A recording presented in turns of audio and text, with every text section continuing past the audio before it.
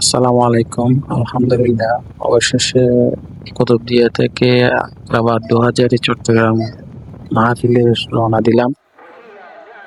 তো অবশেষে পৌঁছে গেলাম। পৌঁছে দেখি এখানে অনেকগুলো হাজার হাজার মানুষ প্যান্ডেলের ভিতরে বসে আছে, যে যার যার মতো করে নামাজ পড়তেছে বা অনেকে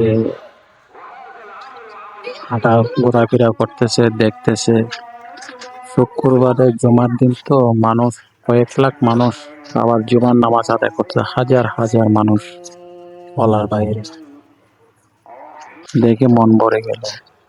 আবার একটু হেঁটে হেঁটে গ্রামের ভিতরে দেখলাম, ভিতরে গেলাম, যে দেখি অনেক এত সুন্দর পরিবেশ বলার বাইরে।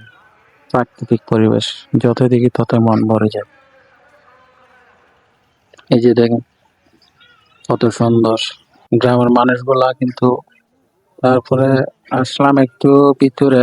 ভিতরে এসে দেখি মানুষ যার যার অবস্থানে বসে আছে, এবং ওই যে দেখেন খাওয়ার লাইন, বিশাল খাওয়ার লাইন।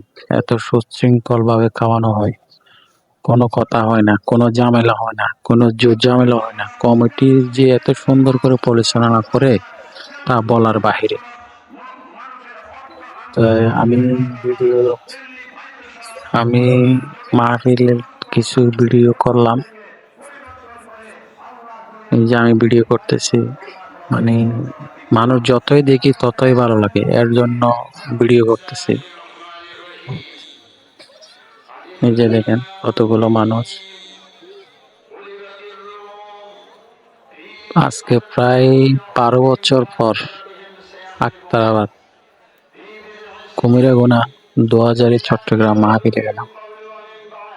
মানে খুব সুন্দর একটা পরিবেশে মাহফিলটা পরিচালনা করে কমিটি। খুব অসাধারণ। দেখে মনে হচ্ছে কোনো যুদ্ধ ঝামেলা হচ্ছে না, কোনো যুদ্ধ ঝামেলা নেই।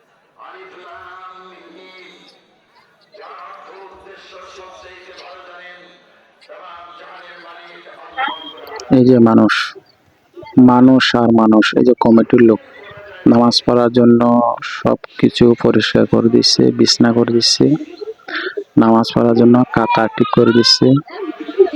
মানে কমিটি যে এত সুন্দর করে পরিচালনা করতেছে তা বলার বাইরে। খুব অসাধারণ, অসাধারণ। মন ভরে গেছে দেখে।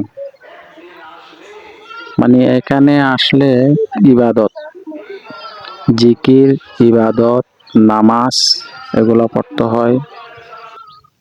তাই অবশেষে রাতের ভিডিওতে চলে আসলাম। রাতে দেখেন মানুষ শুয়ে আছে, কুয়াশা পড়তেছে এবং ঠান্ডা পড়তেছে। বাড়ির থেকে সবাই যার যার বিছনাপাতি কাপড় চোপড় নিয়ে আসছে। তাই কিছুক্ষণ পরে তাহাজ্জুদের নামাজের জন্য ডেকে দিবে। তাহাজ্জুদের নামাজ পড়বে, তাহাজ্জুদের নামাজ পড়ে জিকির করবে, জিকির করে ফজর নামাজ পড়ে একটু ঘুমাবে, এরপর আবার মাহফিল শেষে মোনাজাত শুরু হবে।